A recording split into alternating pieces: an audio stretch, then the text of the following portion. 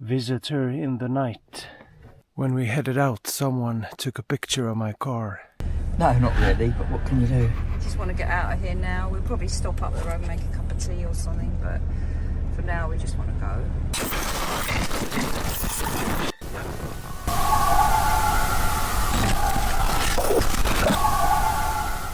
The woods doesn't announce trouble, it reveals it. 1 second it's crackling fire and quiet stars. The next, silence. A phone light hits fresh prints that aren't yours.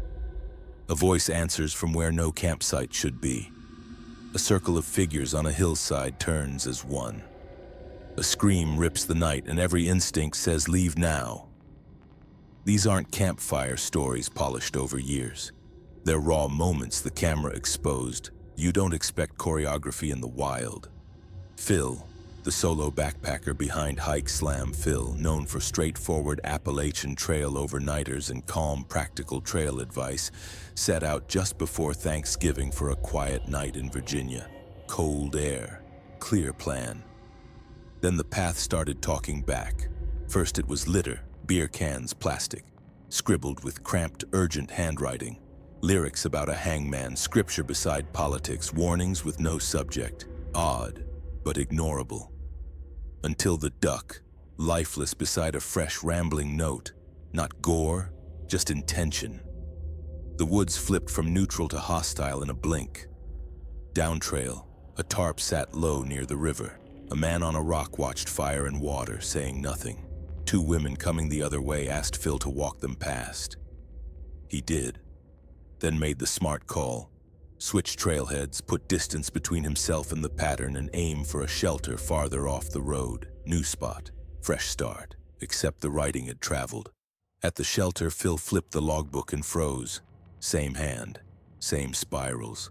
Long rants about justice, jail, rope, music. Thoughts jammed together like a mind riding the brake and the gas at once. He glanced around at the quiet trees and felt it land. Not I'm alone, but I've been noticed. He pitched behind the shelter, kept the fire small, ate, tried to let the cold do its steadying work. Night sealed the clearing. Every ember pop felt closer than it was. That's how nerves behave, they lean in. And then footsteps, not deer, not wind. Human cadence, unhurried, testing the space that was supposed to be empty. A headlamp blinked on inside the shelter, washing pale light across the timbers. No words, just presence. There are choices in the dark, and pride picks the wrong ones. Phil chose the right set. No confrontation, no call-out, no theory to prove. He packed fast and clean by touch, slid onto the trail and moved. As he passed, he looked once.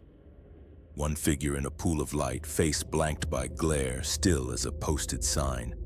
No chase, no ask. The message had already been delivered by ink and timing. I'm here. The clip doesn't end with a jump scare because the scare already happened. Breadcrumbs of handwriting leading to a headlamp at 2 a.m. That's what makes this encounter disturbing. Not violence, exposure. The realization that the problem wasn't a place. It was a person tracing the same corridor you were. Holy crap. Once I came across that guy's writing, it was so weird.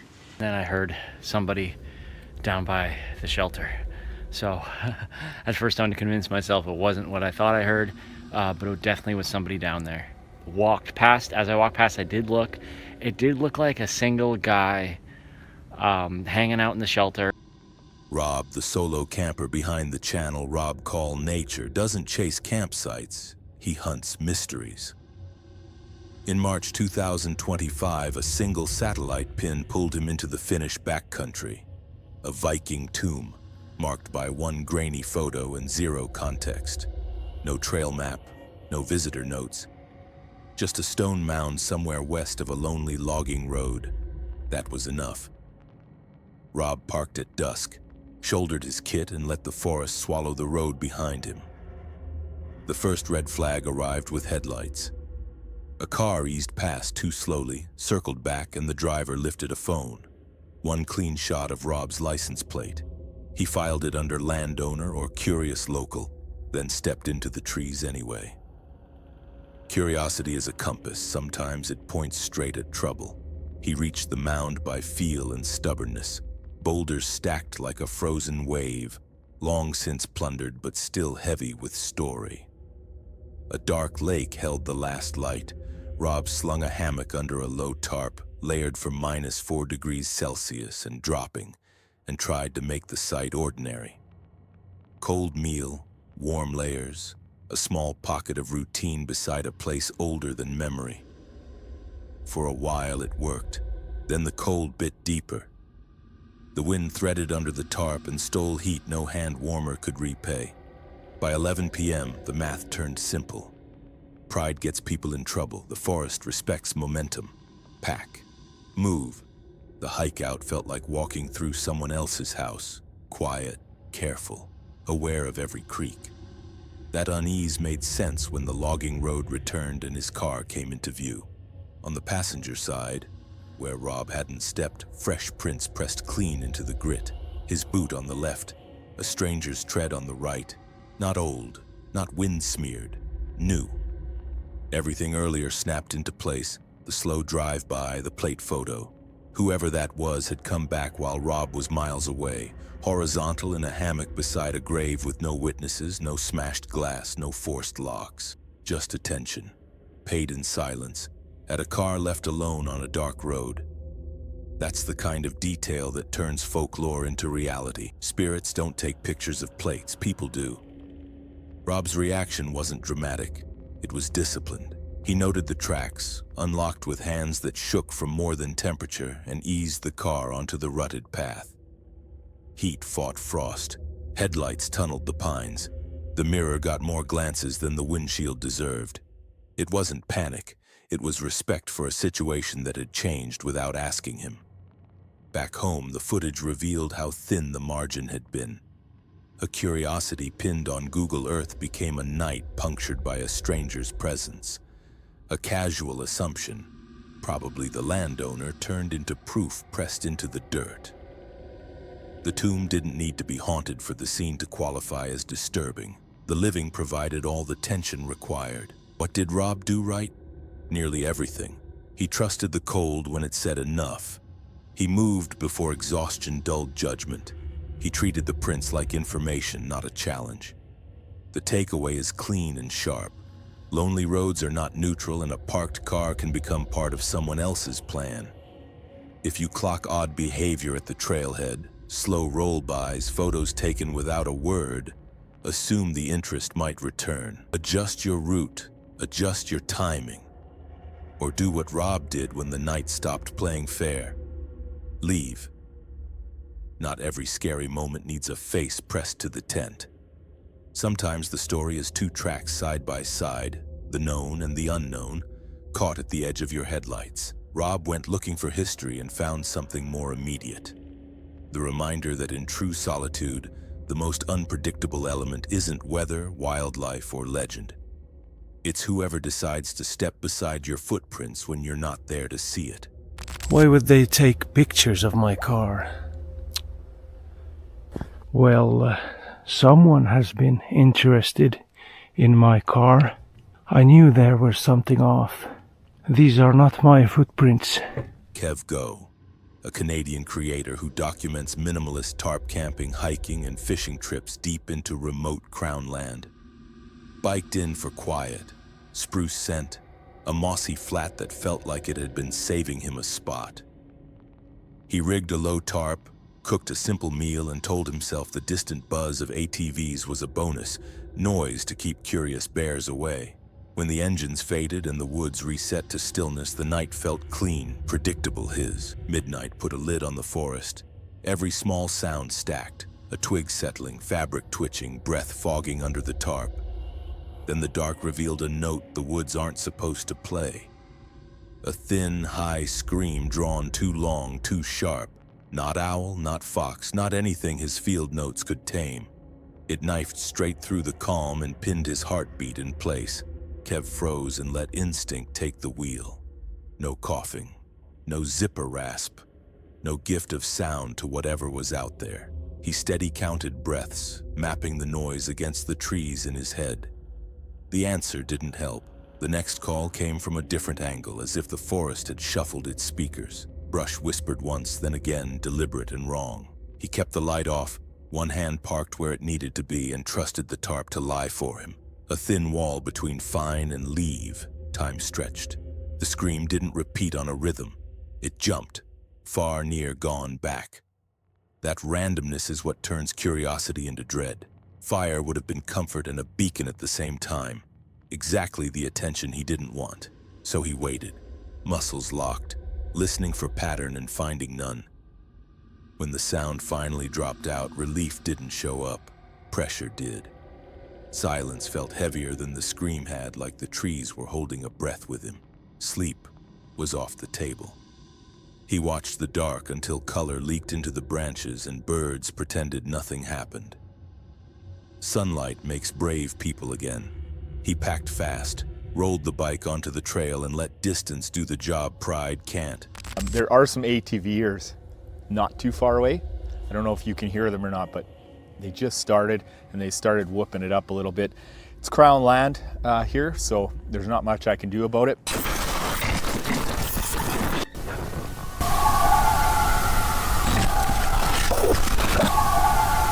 Graeme and Ellie, the van life duo behind Wizard in the Wild, known for calm road trips with their dogs and honest, unglamorous updates from UK laybys and wild spots, pulled into a small overnight stop that looked safe on paper.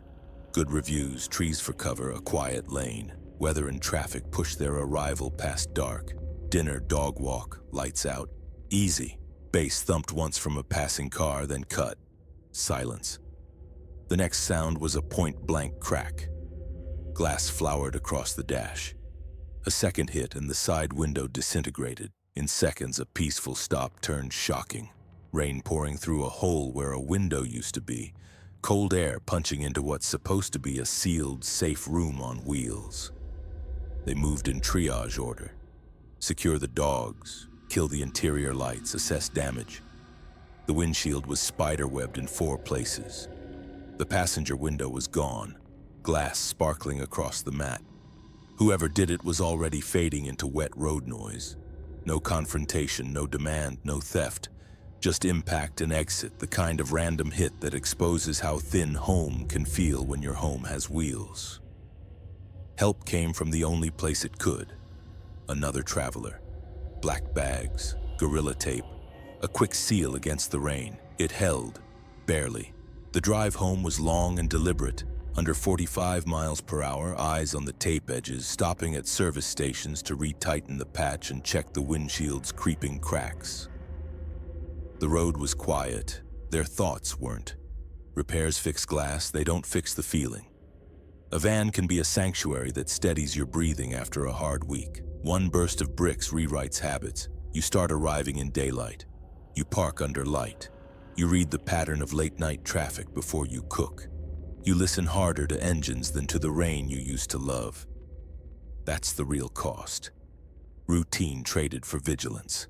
The clip reveals a simple truth about road camping. Most nights are uneventful until one isn't, and your best move is boring and smart.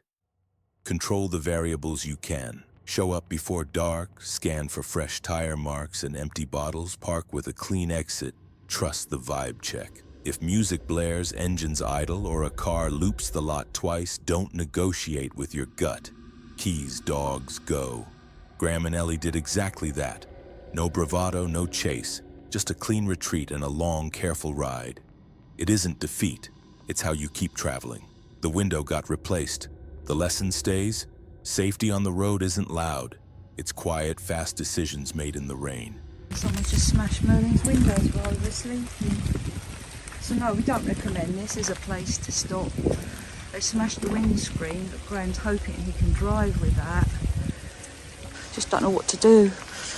I'm still in shock, literally. Just Graham's taped up the windows. I'm just hoping that it holds till we get home. Yet when Lauren Burlex crested a wind-bent ridge in the UK, that's exactly what appeared. A perfect ring of white. Breath still quick from the climb, she looked down into a valley that felt staged. Adults in pale robes, shoulder to shoulder, two kids placed at the center like still points on a compass. No chatter, no phones, no fidgeting. Just a circle too deliberate for chance. The first reaction wasn't fear, it was confusion. Your mind tries to label what your eyes won't. Festival, reenactment, some off-grid wellness thing? The setting killed every friendly theory. No banner, no cars, no trail of gear. Just open grass, a distant hedgerow, and a hush that swallowed the skylarks. Lauren lifted her camera for proof, because who believes this otherwise? Explanations surfaced later. Modern druid ceremony, nature-based rite. An old tradition kept alive away from crowds. The problem is the feeling in real time. From a ridge with nowhere to hide, that symmetry reads less like celebration and more like attention focused inward, on something you don't understand and don't want to interrupt. When a few heads tilt toward the slope as one, the message is simple. You've been noticed. There's a reason her clip rattled people. It isn't the robes, it's the order. The outdoors is chaos by nature, wind, birds, uneven ground. This scene rejects that, spacing exact. Stillness is absolute, circle unbroken. It reveals a kind of control you don't expect miles from any marked event. Even if the intent is harmless, the optics punch straight through the gut. You are the outsider, and you've crossed a boundary you didn't see until you were standing on it. Lauren didn't move closer. Smart. Closing distance turns curiosity into confrontation, and nothing good comes from surprising organized groups in remote places. She held the shot just long enough for nerves to agree with logic, back away. The wind picked up as if the valley remembered it should be loud, but the silence you just watched lingers. It always does. Argue in the comments if you want. Ritual or roleplay, spiritual or staged. Dylan Panos, a seasoned Sabi Sands guide known for calm, clear wildlife breakdowns and no-drama bushcraft, stepped into his camp kitchen expecting coffee and got a growl that revealed the morning's rules instead. A male lion stood just beyond the mesh, chest vibrating the air. Along the wall, a lioness lounged with the heavy stillness that means control, not calm. The camp wasn't a fortress. Canvas, thin wire, polite distance. It felt like a suggestion now. Dylan kept his voice easy because fear hates humor, but every move shrank. No clatter, no zippers, no flash of silverware to snag attention. Coffee could wait. Curiosity couldn't be invited. Time slowed into checks that matter out here. Wind, out, scent, contained, exit, clear. The male wasn't hunting, he was managing the space, head level, eyes tracking. A quiet statement that the path belonged to him.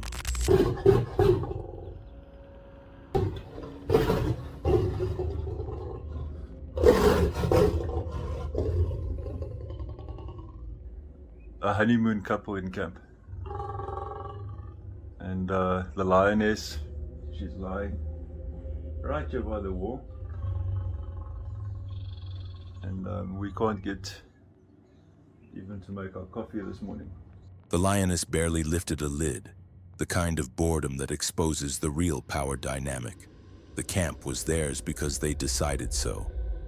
A minute stretched, then two. The male shifted once and looked straight through the mesh, the distance measured in breaths. Dylan stayed small, shoulders relaxed, hands low, no sudden angles. This wasn't about dominance or gadgets or myths that they're more scared than you. Not with a pair. Not at this range. The release, when it came, was almost polite. The lioness rose first, shook dust from her coat, and slid into the brush. The male gave one last bass note warning that buzzed through ribs, then followed. No charge, no drama. Just a quiet dismissal, like the bush had loaned the doorway and wanted it back.